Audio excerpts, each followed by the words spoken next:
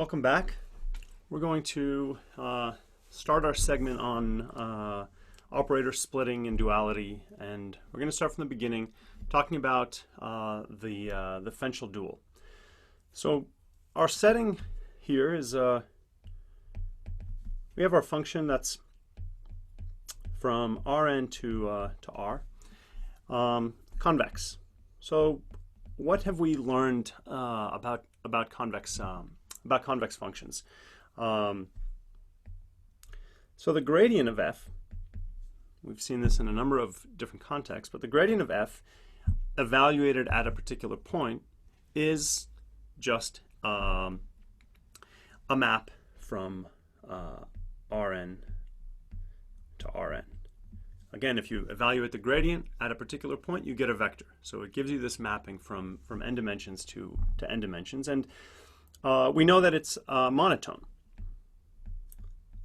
Has this key property, and that we've used in a number of different ways in our proofs. And more generally, if a function is convex but not differentiable, then we know that its subdifferential has the same properties. So in the same way that we think about the gradient as a mapping from where we evaluate it to Rn, we can also think about the subdifferential as being a set-valued mapping, because if the function is not differentiable at a point, then its subdifferential contains many vectors. So this is set-valued mapping.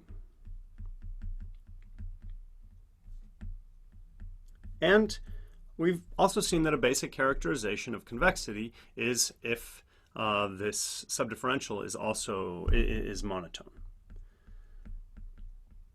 So in fact, we've seen that it's an if and only if characterization. And one reason that it's useful to start thinking about these as operators is that we can rephrase a lot of the things that we've done in terms of a mapping. So, for example, we can think about this mapping T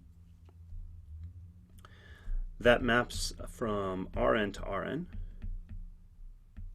and it looks like Nt is equal to the identity plus some multiple of the mapping that I wrote above, the gradient mapping. So certainly this maps Rn to Rn, and you probably realize exactly what this mapping is doing. This mapping is what gives gradient descent.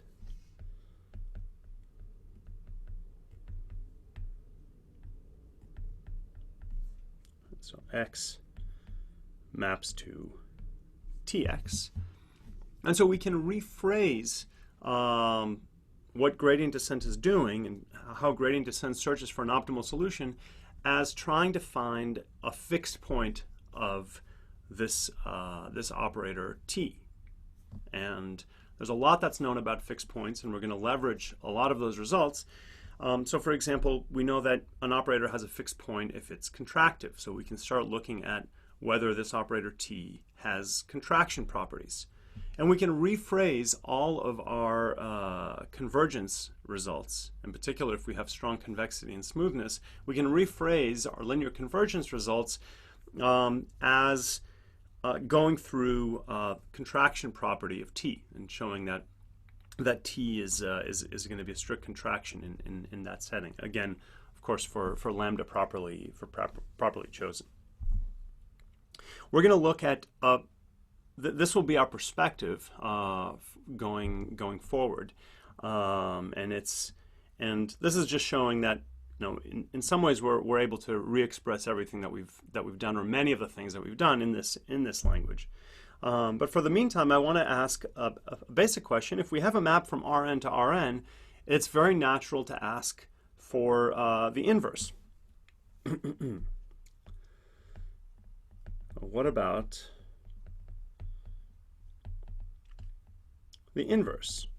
And particularly, we can ask for the inverse of T, or the inverse of the gradient, or maybe more generally some kind of inverse notion of the subdifferential.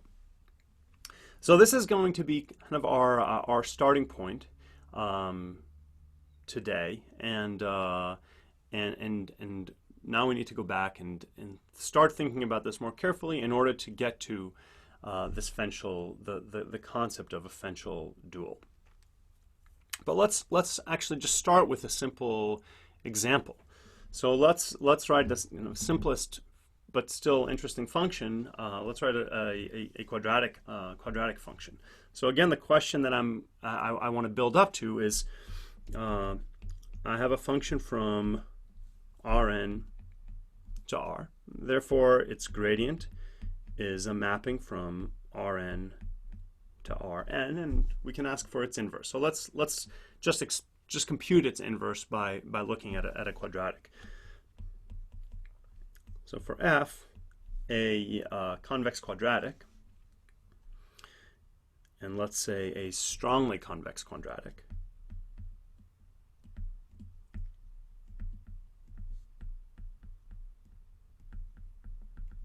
that means that f of x has the form x transpose qx plus a linear term plus a constant term, and strongly convex just means that q is positive definite, not positive semi-definite.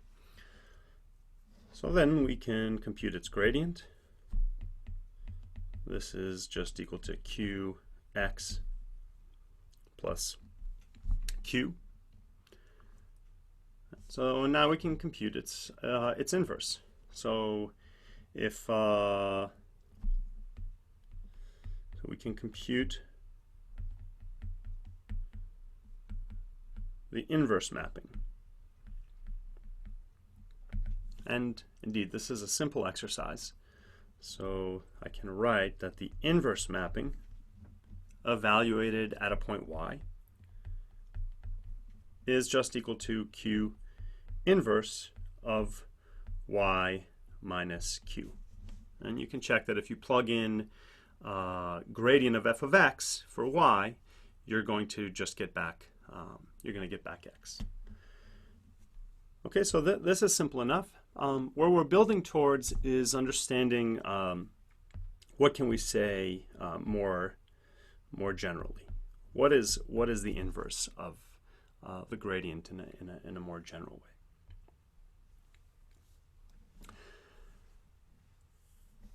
So I want to define a different operation called the Fenchel conjugate, and we'll see that this is going to lead us to exactly the answer to that question. So first with a definition, if f again is a function from Rn to Rn, in order for this in order for this definition to make sense, we don't need f to be convex, though of course in everything that we're doing, we're going to have f being convex. Then it's Fenchel conjugate, often denoted by f star,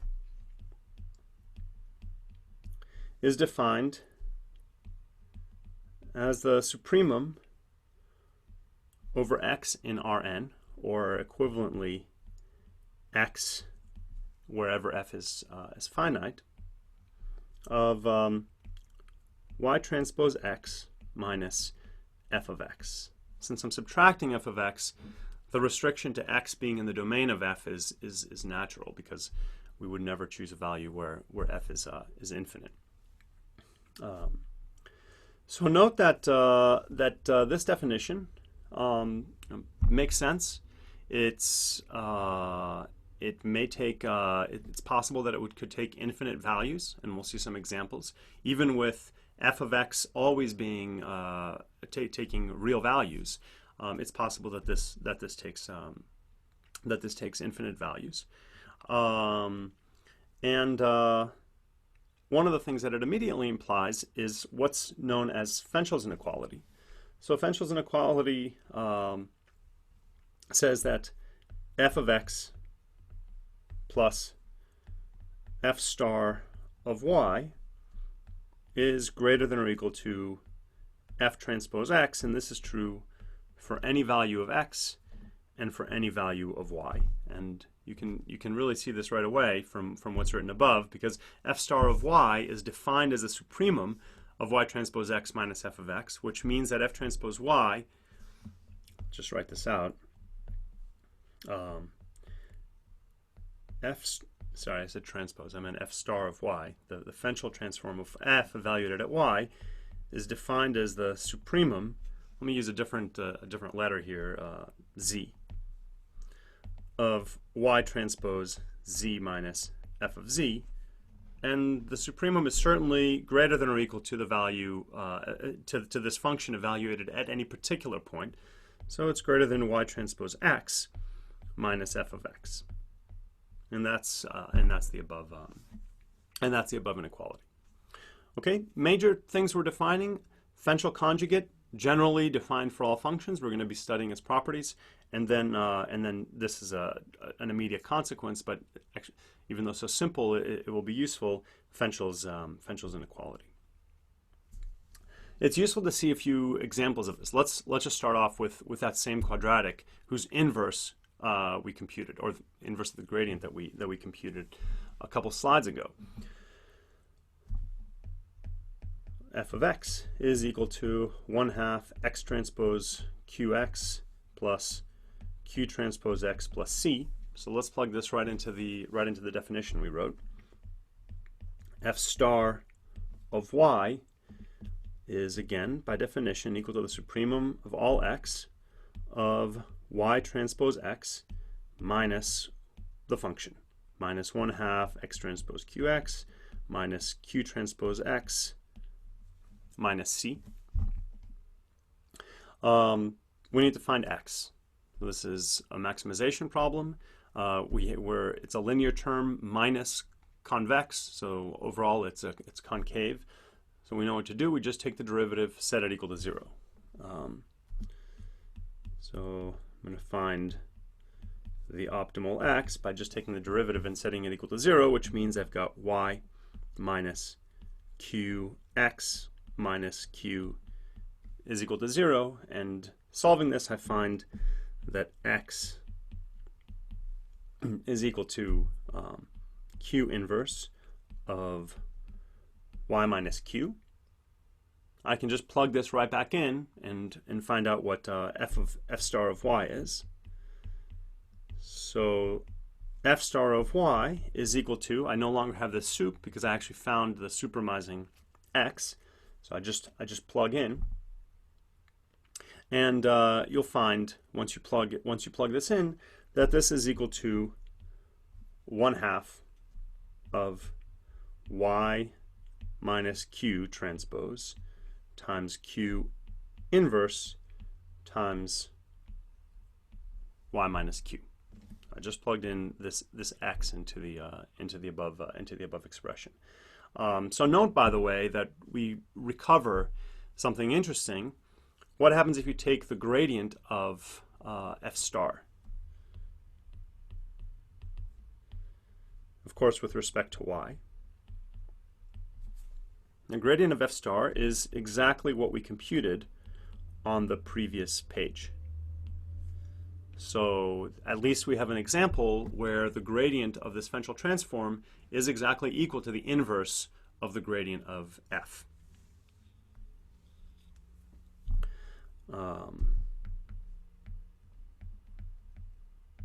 So let me write it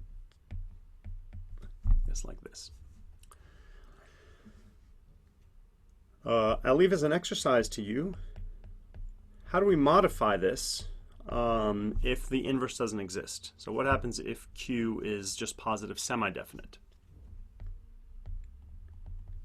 So just try this out. So not strictly positive definite. Well, let's see a few more examples. F of x is equal to the sum of x log x. We saw this. This is a convex function. It's strongly convex on any compact domain. or any compact subset of its domain. Remember, its domain, because of the log, is only the positive orthant. And it's strongly convex on that subset. It's strictly convex on all of on the positive orthant, but not strongly convex on the positive orthant. And I'll just leave this for you to check these calculations, but here are the answers. So if you compute f star of y is equal to the sum of e to the yi minus 1. If f of x is equal to entropy function minus log xi minus sum of the logs, then f star of y is equal to minus the sum of log minus yi minus yi. Another important function that we've seen in the context of interior point methods is f of x is equal to minus log determinant of x. In this case, of course, x is a square matrix. So maybe I should have written capital X. In this case, f star of y will also be a square matrix, is equal to minus log, whoops, I'm sorry, I made a mistake here. This is an n. Minus log det of minus y minus n. And some more interesting examples. You should try these out. Some things that we're going to be using routinely, and also serving even more examples, is if we have an indicator function of a convex set. So remember, the indicator function I of x is equal to 0 if x is in my set, and it's equal to plus infinity otherwise. So this leads us to an important definition, which is called the support function.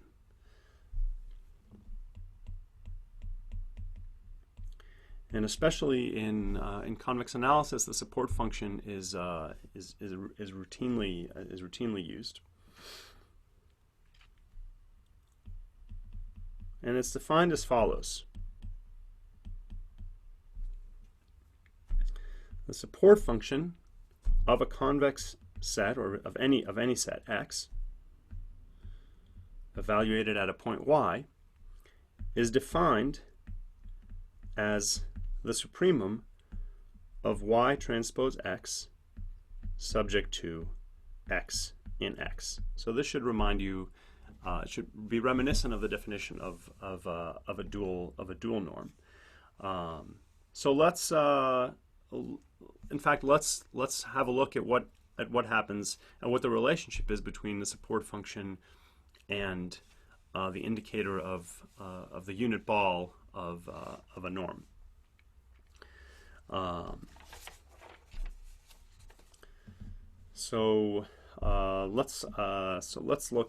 Let's let our set X be the unit ball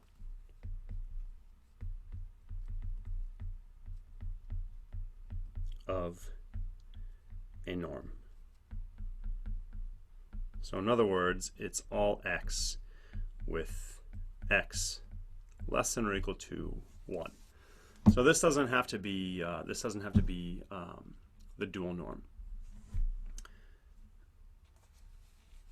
So let's see what is the Fenchel conjugate of a norm. So let's let f of x equal x, and then let's compute what f star is. F star of y, again just writing out the definition, This is the supremum over x of y transpose x minus x, and whatever this norm is. So let's see what this is going to be. So it turns out that that the dual is going to be the indicator function of the unit ball in the dual norm of x.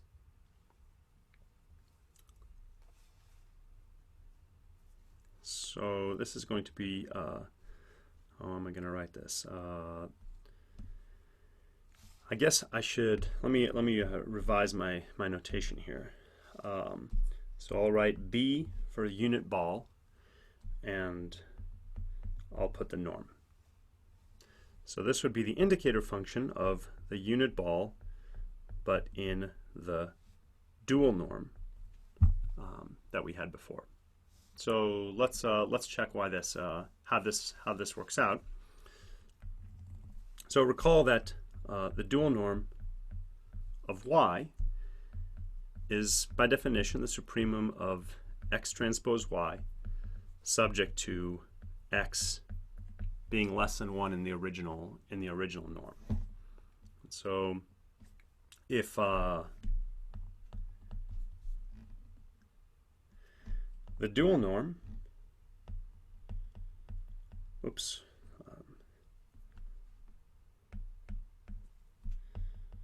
is less than 1, what happens? Then this implies that y transpose x is less than or equal to the norm of x, just by the definition of what the dual norm is. But if y transpose x is less than the norm of x, and we're supermising, then we want to make this as big as possible, and so you'll just take x equals to 0 where this is equal to 0. So this implies that f star of y should equal 0, because the optimal value will be taken at x equals 0. But if the dual norm is strictly greater than 1, then that implies that the definition of the dual norm implies that there exists some x with its norm less than 1 and x transpose y greater than 1. And then by scaling,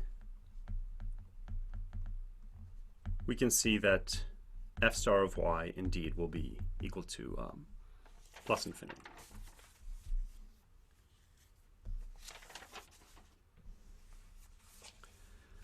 There are a number of useful calculus rules for the Fenchel, and I'll just leave this for you to verify. They're all straightforward, and they're useful practice with the rules. So I'll just leave it as an exercise for you to verify these.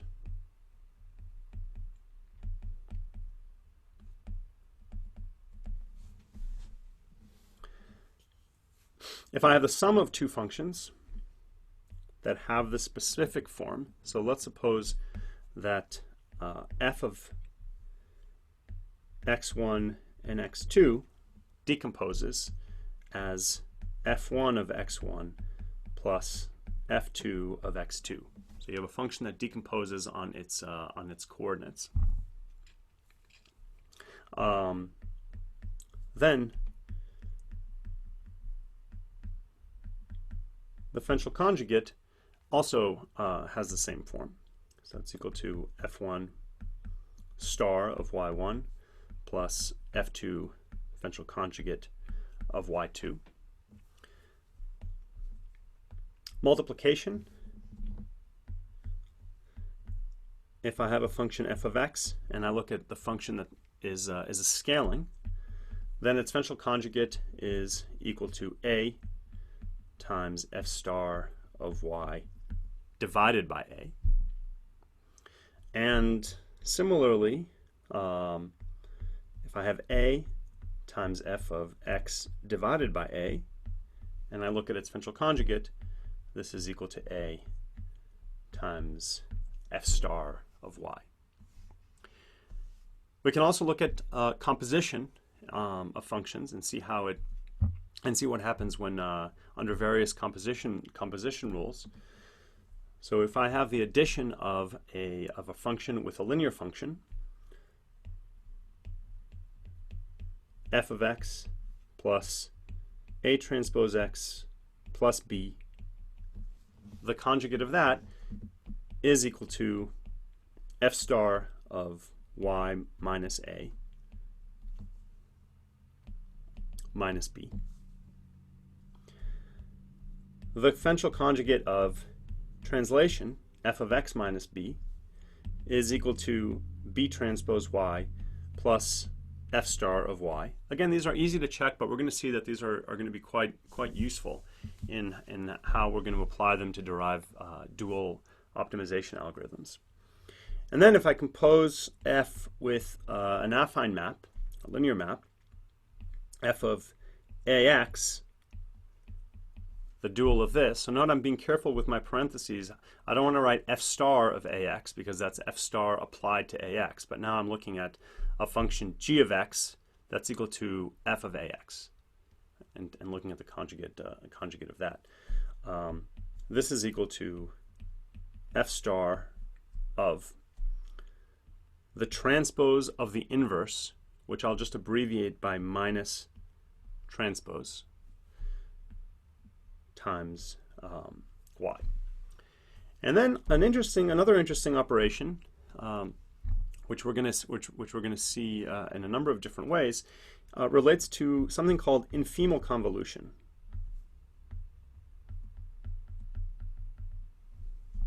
So this is defined in the following way.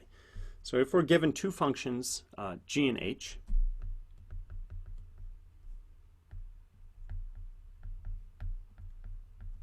their infemal convolution is defined in the following way. F of x is equal to the infimum over all u and v that sum to x.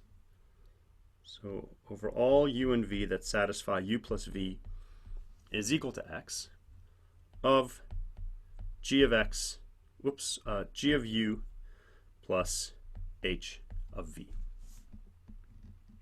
And in this case, the same way that if you think about Fourier transform, the Fourier transform maps convolution to multiplication, this conjugation operation, the conjugate transform, sometimes called a Fenchel transform, maps convolution to addition, or maps in particular infemal convolution to addition. In other words, f star of y is equal to g star of y plus h star of y. And we're going to see this again and see why it's actually pretty natural.